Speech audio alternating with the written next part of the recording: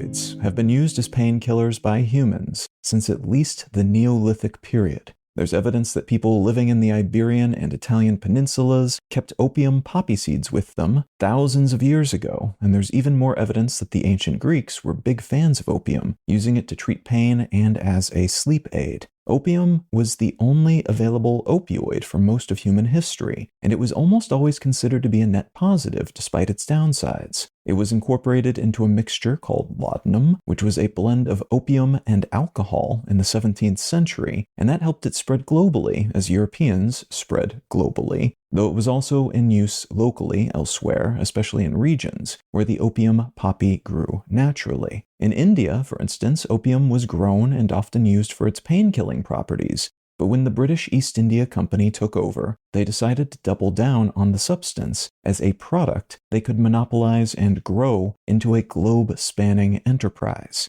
They went to great lengths to expand production and prevent the rise of potential competitors in India and elsewhere, and they created new markets for opium in China by forcing the product onto Chinese markets, initially via smuggling, but then eventually, after fighting a series of wars focused on whether or not the British should be allowed to sell opium on the Chinese market, the British defeated the Chinese. And among other severely unbalanced new treaties, including the ceding of the Kowloon Peninsula to the British as part of Hong Kong, which they controlled as a trading port, and the legalization of Christians coming into the country, proselytizing and owning property, the Chinese were forced to accept the opium trade. This led to generations of opium addicts, even more so than before, when opium was available but only illicitly, and it became a major bone of contention between the two countries and informed China's relationship with the world in general, especially other Europeans and the United States moving forward. A little bit later, in the early 1800s, a German pharmacist was able to isolate a substance called morphine from opium. He published a paper on this process in 1817, and in addition to this being the first alkaloid, the first organic compound of this kind to be isolated from a medicinal plant, which was a milestone in the development of modern drug discovery, it also marked the arrival of a new seeming wonder drug that could ease pain but could also help control cold-related symptoms like coughing and gut issues like diarrhea. Like many such substances back in the day, it was also often used to treat women who were demonstrating quote-unquote nervous character, which was code for behaving in ways men didn't like or understand. Initially, it was thought that, unlike with opium, morphine was not addictive, and this thinking was premised on the novel application method often used for morphine, the hypodermic needle, which arrived a half-century after that early 1800s isolation of morphine from opium, but which became a major driver of the new drug's success and utility. Such drugs, derived scientifically rather than just from the processing of a plant, could be administered at specific controllable doses, especially using that kind of needle. So surely, it was thought, this would alleviate all those pesky addictive symptoms that many people experienced when using opioids in a more natural, less science-y way. That, of course, turned out not to be the case, but it did not stop the progression of this drug type and the further development of more derivations of it, including powerful synthetic opioids which first hit the scene in the mid-20th century. What I'd like to talk about today is the recent wave of opioid addictions, especially but not exclusively in the United States, and the newest concern in this space, which is a massively more powerful drug than anything that has come before.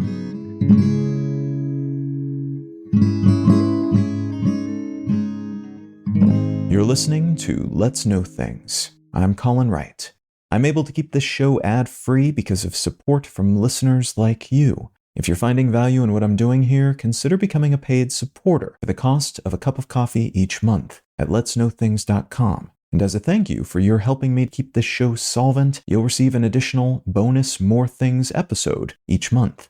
All right, let's get back to the show. As I mentioned, there have been surges in opioid use, latent and externally forced, throughout modern human history. The Chinese saw an intense wave of opioid addiction after the British forced opium onto their markets, to the point that there was a commonly held belief that the British were trying to overthrow and enslave the Chinese by weighing them down with so many addicts who were incapable of doing much of anything. Which, while not backed by the documentation that we have from the era, it seems like they were probably just chasing profits, is not impossible, given what the Brits were up to around the world at that point in history. That said, there was a huge influx in opioid use in the late 1980s when a US-based company called Perdue Pharma began producing and pushing a time-released opioid medication, which really hit the big time in 1995 when they released a version of the drug called OxyContin. OxyContin flooded the market in part because it promised to help prevent addiction and accidental overdose,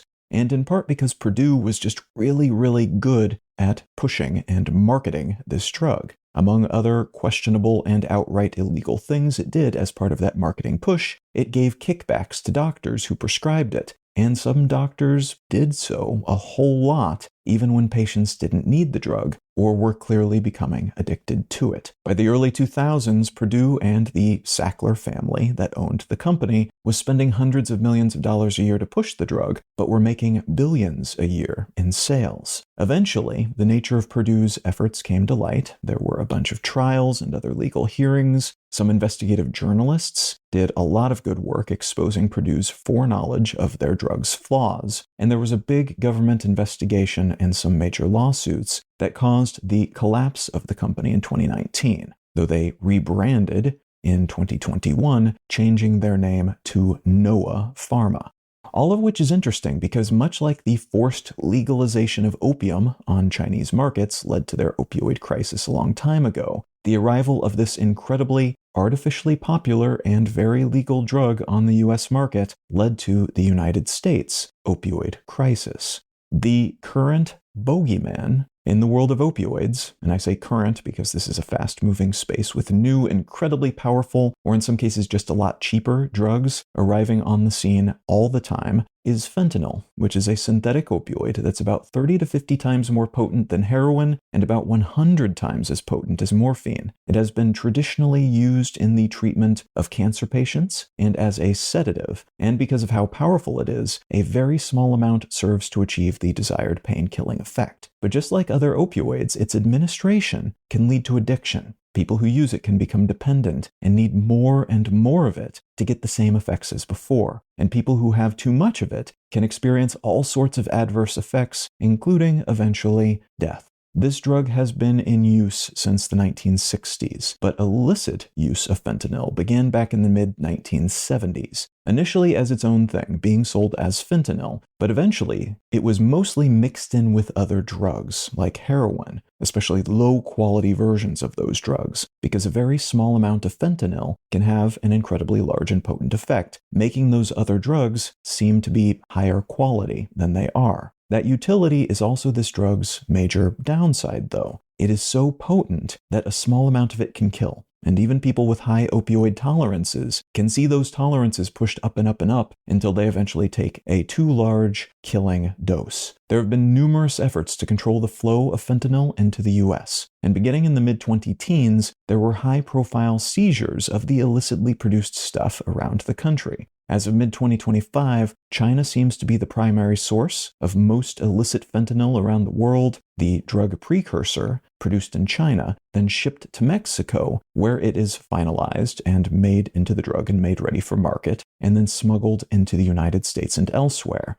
There have been efforts to shut down this supply chain, including recent tariffs put on Chinese goods, ostensibly, in part at least, to get China to handle those precursor suppliers. Even if that effort eventually bears fruit, though, India seems to have recently become an alternative source of those precursors for Mexican drug cartels. And for several years, they've been creating new markets for their output in other countries, like Nigeria, Indonesia, and the Netherlands as well. Amidst all of that, a new synthetic drug, which is 40 times as potent as fentanyl, is starting to arrive in the United States, Europe, and Australia, and has already been blamed for thousands of deaths. and it is thought that this number might be a significant undercount because of how difficult it can be to attribute cause with these sorts of drug deaths. Nitazenes were originally synthesized back in the 1950s in Austria, and they were never sold as painkillers because they were known from the very beginning to be too addictive and to have a bad trade-off ratio.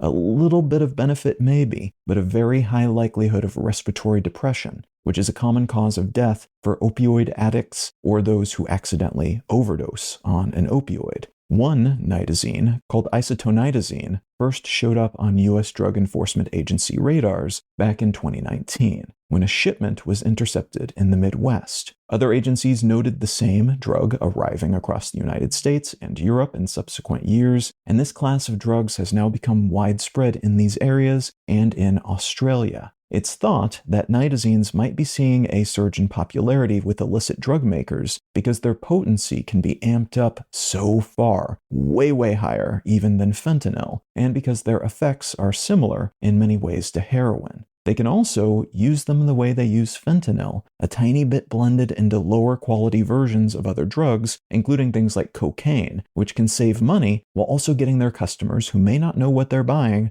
hooked on those drugs faster. For context, 1/5 of a grain of nitazene salt can be enough to kill a person. So it doesn't take much, less than that, if they want to keep their customers alive at least, to achieve the high that they're looking for. A little bit of this stuff goes a long way. This class of drugs is also difficult to detect, which might be part of the appeal for drug makers right now. Tests that detect morphine and heroin and fentanyl do not detect nitazenes, and the precursors for this type of drug and the drugs themselves are less likely to be closely watched, or even legally controlled at the levels of more popular opioids, which is also likely appealing to groups looking to get around existing clampdown efforts. Right now, drug agencies are in the process of updating their enforcement and detection infrastructure, and word is slowly getting around about nitazenes and the risk they potentially pose. But it took years for sluggish government agencies to start working on the issue of fentanyl, which still hasn't been handled. So it is anyone's guess as to when and if the influx of nitazenes will be addressed on scale.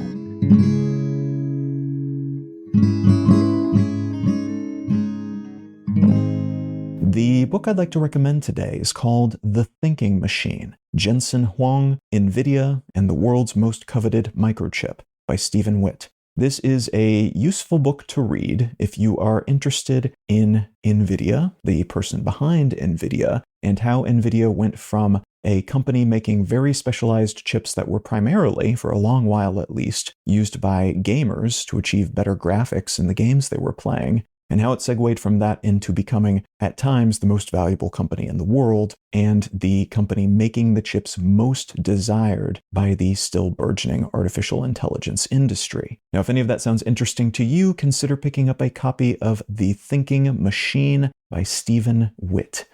Let's Know Things is a listener-supported show. I don't make any money from ads, only what listeners contribute by becoming paid supporters at letsknowthings.com. If you're not in the position to become a paid supporter at the moment, consider leaving a quick review wherever you get your pods. Those help get the show in front of more people and lend a hint of credibility to independently made shows like this one. A huge thanks in advance, whatever shape your support might take.